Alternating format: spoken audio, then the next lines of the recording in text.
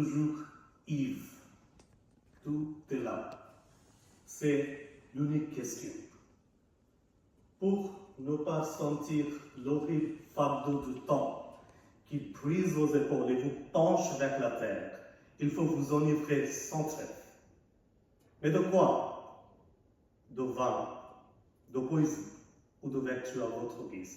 Mais enivrez-vous.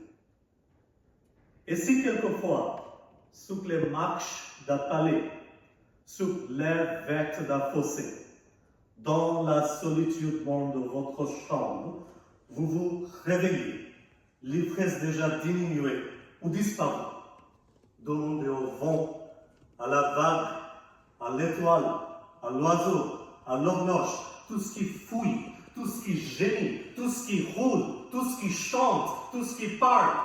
Demandez quelle heure il est. Et le vent, la vague, l'étoile, l'oiseau, l'horloge vous répondront: il est l'heure de s'enivrer. Pour n'être pas les esclaves martyrisés tout le temps, enivrez-vous sans cesse de vin, de poésie ou de vertu à votre guise. Ce texte de Baudelaire est devenu une sorte de mantra pour moi. Non, je ne bois pas d'alcool, mais chaque fois la vie me réduit, elle m'emprisonne, j'ouvre un livre, un poème, un roman, quelques textes. Je suis tombé dans cette potion magique à petit âge. J'étais asthmatique, je voulais courir mais je ne pouvais pas. Et j'avais peur de mon père, de l'école, des professeurs, des inconnus. Ma grand-mère me racontait des histoires de fantômes. Je craignais le noir. Mon grand-père lisait le Coran chaque matin. J'étais fasciné par sa récitation coranique. Ça résonne encore à mon oreille. Fabi ayliya la iwabbikuma tukazziban. Ma mère me racontait des contes. Et parfois, une même histoire avec plusieurs versions.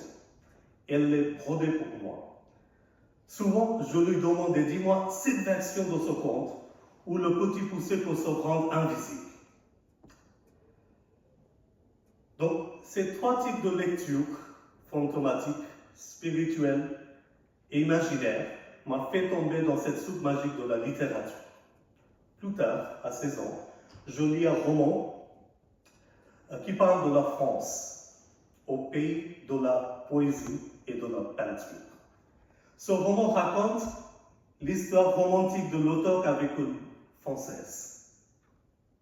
En le fermant, en rêvant, je me suis dit: si j'apprenais le français, si je rencontrais une Française, si je pouvais vivre cette histoire, 5 ans plus tard, je me retrouve dans un cours de français à mon université au Bangladesh. À vrai dire, motivation principale n'était pas la langue, mais plutôt Madame Lorraine, notre professeure de français. À cet âge, nos yeux fonctionnent plus que nos oreilles. J'avais hâte de rencontrer Madame Lorraine, mais hélas, au premier cours, j'ai découvert qu'elle était partie ce semestre-là. À Monsieur Pierre Carpentier la remplaça. Mon corps était brisé, mais le premier cours de Pierre était tellement impressionnant, j'ai décidé tout de suite, je deviendrai professeur de français.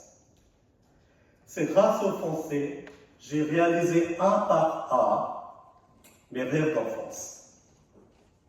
Chanter, danser, faire du théâtre, parler devant le public, choisir mon métier de rêve. Je me souviens, la première fois que j'ai chanté devant le public, c'était en français. Première fois que j'ai eu le courage de danser, c'était avec une chanson française. Première fois que j'étais sur scène du théâtre, c'était un texte de Baudelaire, un hémisphère dans une chevelure.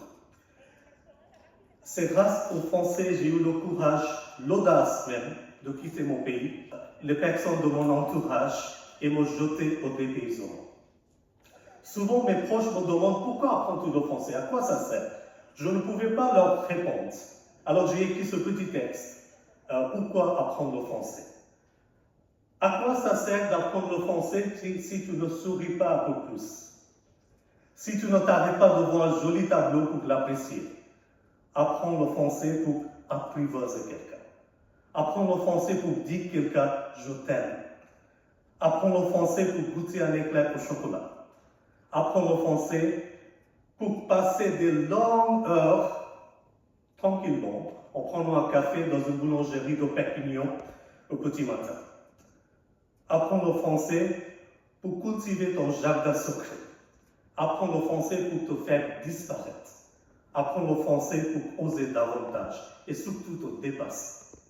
Et apprendre le français pour rendre ta vie spectaculaire. Merci. Bravo.